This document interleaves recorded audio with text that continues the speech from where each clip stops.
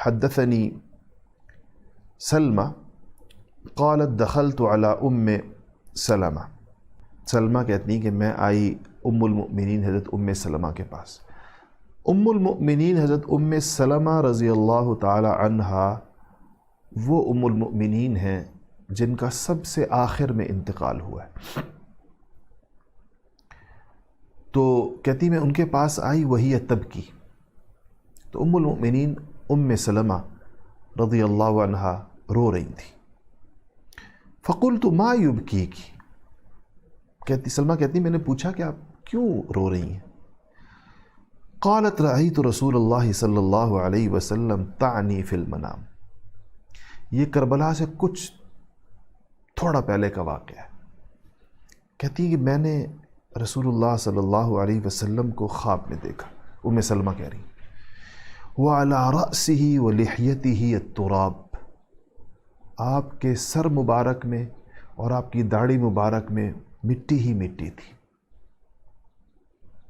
مٹی پڑی ہوئی تھی آپ کے سر مبارک میں بھی اور آپ کی داڑھی مبارک میں۔ میں حیران ہوئی دیکھ کر اس کیفیت کو۔ فقلت، تو ما لک یا رسول اللہ، میں کہا رسول اللہ آپ کو کیا ہوا؟ ام سلمہ کہتی میں نے خواب میں پوچھا یا رسول اللہ آپ کے سر پر مٹی، آپ کی داڑھی مبارک میں مٹی۔ قالت شہدت قتل الحسین آنفا، حضور نے کہا کہ میں نے ابھی حسین کو قتل ہوتے ہوئے دیکھا، میں نے ابھی حسین کو ابھی قتل ہوتے ہوئے دیکھا۔ اور بس یہ خواب حضرت ام سلمہ نے دیکھا، اس کے بعد کربلا کا واقعہ ہوا۔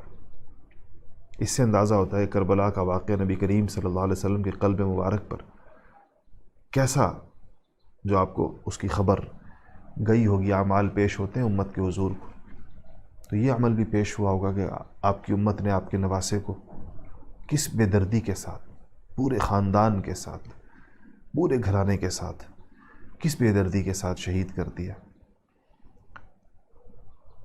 تو یہ اس واقعے سے تھوڑا پہلے ام سلمہ نے یہ چیز خواب میں دیکھی تھی، اور آپ صلی اللہ علیہ وسلم کو اس حال میں دیکھا تھا، جو پریشانی کا آخری حال ہوتا ہے کہ بندے کے سر اور داڑھی میں مٹی ہو۔